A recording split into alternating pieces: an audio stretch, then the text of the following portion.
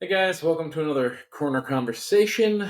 Continue our conversation on First John, and this week we're talking about MENO, MENO or abiding. by MENO. Everybody's contractually required to do that on Sunday. Yeah, Contractually required. Oh my word. Welcome to the podcast. Today on I don't know what's happening. we took a quiz. We did. We took on Sunday. We were going to give people 30 questions. They're going to answer them, and then what they just have taken was a "Are you a good roommate or not?" quiz. And apparently, I'm.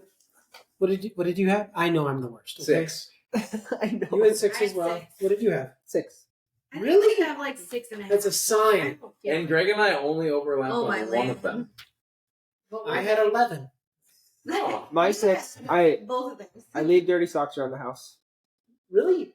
I change my socks so often because I'm doing a bunch of different stuff. Hmm. Uh, He's got his disc golf socks. I his possess kitchen more than socks, one thing I his borrowed and never returned. catering socks. I often forget my wallet. That was a moment. I've left the door open while using the restroom the majority of the time. I often take longer than necessary shower, and I laugh when I see someone fall.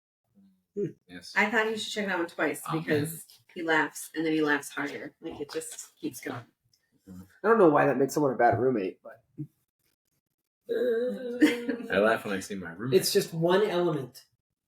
it's just All of these are just one element. Because I mean, that's a good question. Is there one thing of this 30 list that if somebody did, that would just wreck it for you? probably. Unlivable. I don't know them enough. Dirty dishes is a big one for me. It really bothers me. Or loud music all the time. Or sleeping on the couch or chair. You haven't fallen Or asleep on paying the bills chair? late. Couch? That would drive me nuts. Yeah, that's a bad That one. would frustrate me. Mm-hmm. Because usually if you have a bad roommate that's not paying the bills, that really affects Everybody. you. Because then, well, all of these things, which is, I mean, that's a big part of the point, is that these are things that when somebody else does something that radically impacts you, because if somebody, you never go to their house and they leave dishes out, you could care less. Sure. You visit occasionally, they leave dishes out, and you're just like, that's whatever. I guess it's fine. But then, and that the dishes out isn't necessarily mine. Well, it's probably mine. But then I look at this and then I just realize that I doubled all of your scores. So I mean, I feel like there's a few halves, maybe. I don't know. I don't feel like I'm a great roommate. it's true. If you I'm do a naturally kind of messy person, so I feel like, yeah, that makes me I think- not a great roommate. So I checked these things, like trying to be overtly like honest, real with it. Just not saying that you guys weren't, but there's degrees to all of these. Yeah. Yeah, for sure. Because there is, Have I ever left the dirty dish out? Of course. or like sleeping in a couch or a chair in a roommate scenario. So there's like, dude every once in a while falls asleep watching a show or takes a nap on the couch sometimes, and then there is like, dude, you have a room. Yeah. You have a room. Yeah. Why are you? This is not Every- your room. Yeah. Yeah. And so that in the morning when you're like, I'm gonna sit down on the couch for a second. Excuse me, Steve. Mhm. I'm gonna sit on your Sit legs. down. So that degree is a big Yeah. thing. For sure. Yeah. Yeah. And so the reason that we are bringing this, the reason that this message is sponsored by MENO. Rich, explain MENO. It's such a good thing. It's abiding. It's dwelling. It's a two-way street of being together. It's a Greek word. It's Greek. Yeah. It's the Greek. It's the Greek root of many words about dwelling, living, Yeah. abiding. I think abiding is not like its usage is way down in English. Abiding. Yes. Living, residing, cohabitating. Cohabitating might be a good. It Yeah. has some connotation, but it has some things to it. But I love. So before we get to this use in First John, Jesus uses the exact Greek word, a couple times, but 2 times that just really shape it in my brain really well. Are one, when Jesus is in the midst of teaching, a crowd is definitely drawn, and he's passing through Jericho, and a tax collector named Zacchaeus, and tax collectors were despised by the Jewish people, sellouts to the Roman oppressor. They were occupied by Rome, and Zacchaeus, as a short guy, climbed up a tree so that he could get a glimpse of Jesus. And when Jesus was passing by, calls him out and says, Are you singing a song or what's happening? "He's a wee little man." I'm so sorry. I just read how Scott spelled Zacchaeus. No. I've never seen. I don't know if it was Zacchaeus is, but it's wonderful. I thought I could just correct it and keep going, but it just hit me funny. Sorry. Short guy, Zacchaeus, tax collector, climbed the tree. Zacchaeus. Zacchaeus. Yeah, that would be one word. That's a word I don't know how to spell.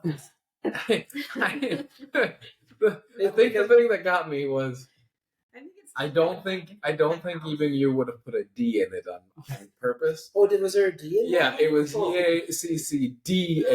I'm like, Scott wouldn't have done that if he didn't just like accidentally. Yeah. But it got me. I'm so sorry. Okay, short guy in a tree. Jesus came.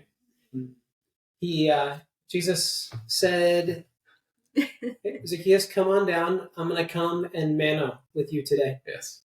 And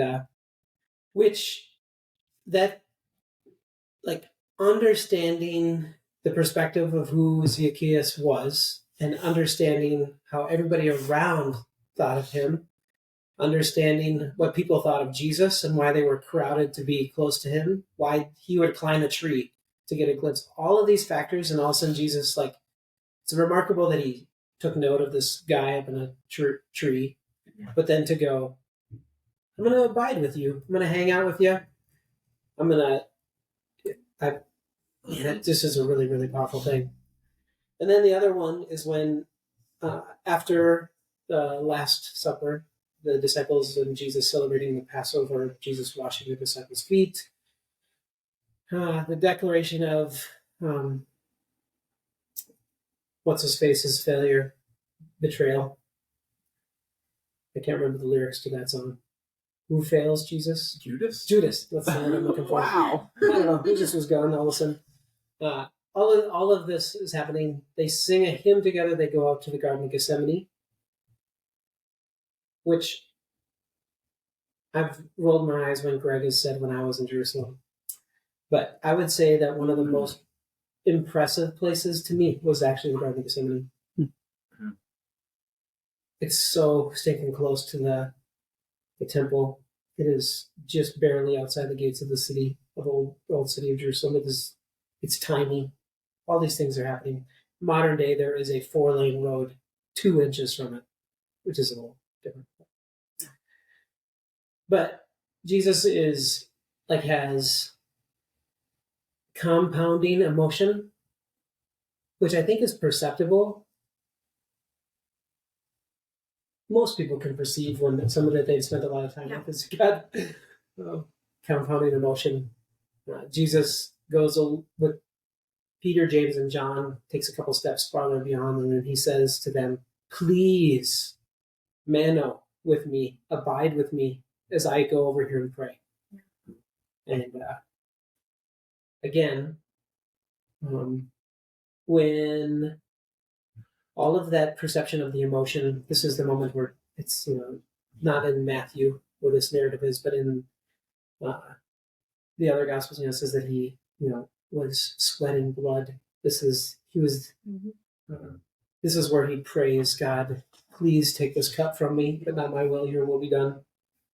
And in that guttural pain moment to go, you are my friends, abide with me. They didn't. They fell asleep. Which is heartbreaking. But so that, those foundations of understanding, like the power of abiding, it just really, I don't know, like stirs emotion and just a lot of things as we go into the declarations that are made in First John. I think like last week when we were just talking about, love is First John, so we keep talking about love, and just like how do we become these people that First John calls us to become?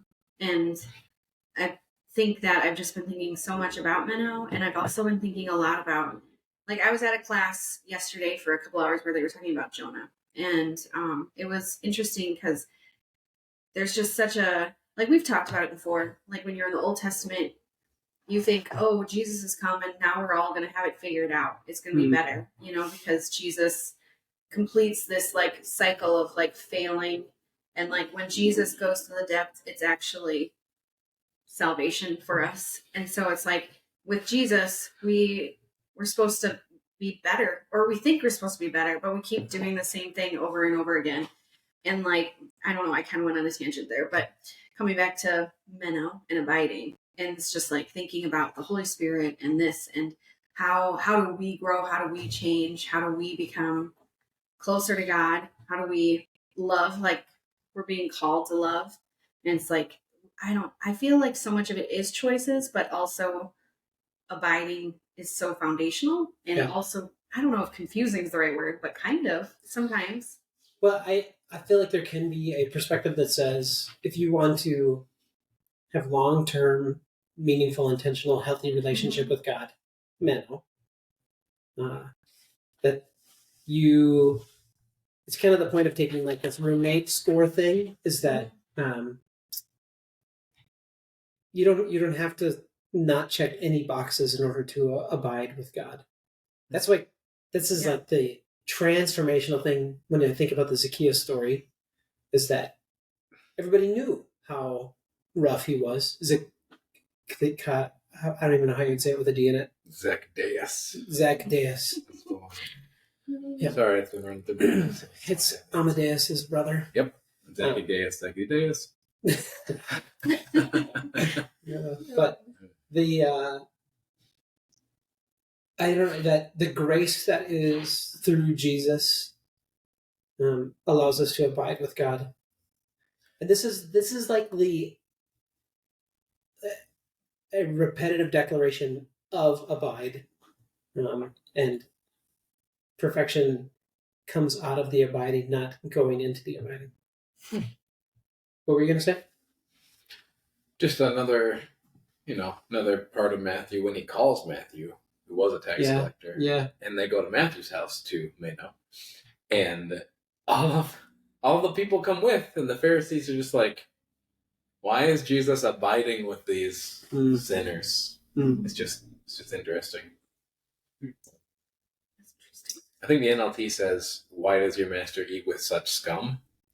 Yeah. Which hits. Yeah. Well, verse 16 of 1 John chapter 4. So we know that and rely on the love of God. Remember, God is love. Whoever menos or abides or lives in love, so you abiding in love, abides menos with God. And so the leaf blowers. No, for the audio, snow removal. Unfortunately, the software will remove that, and that comment meant nothing probably. Who knows? Yeah. But the brilliance of 1 John, he uses this word abide, I think it's six or seven times in this really tight area here.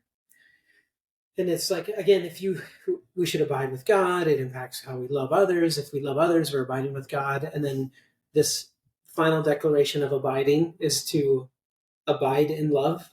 And so, what an intense picture. And so you go, how do you know? Are you residing? Are you roommates with love? That's probably not the best way to put that. Mhm. But because as you do that, you are abiding with God. What a beautiful, that's a bomb. I like it. I like it too. Man, I'm sad I don't get to teach this one, but Mitch will do a good job. What do you have this weekend? I'm at Trout. Oh, yeah, Trout. But you know that Minno's going to make it into those messages, though. Well, don't forget your contractual obligation. Yes, I know. Well, Rich, what's your last thought? I mean, I think I'm still sitting on the Matthew, the calling of Matthew. Yeah. Like, I think Jesus showed us what it looks like to abide in love, to minnow in love, and when he went to Matthew's house. And then Matthew brought in all these people that other people went, why the crap are they here? You know? Mm-hmm. Because that's caring. And I mean, that's the moment too, I have it here, where Jesus tells the Pharisees to go and like, hey, go and learn what this means. I desire mercy, not sacrifice. Mm-hmm.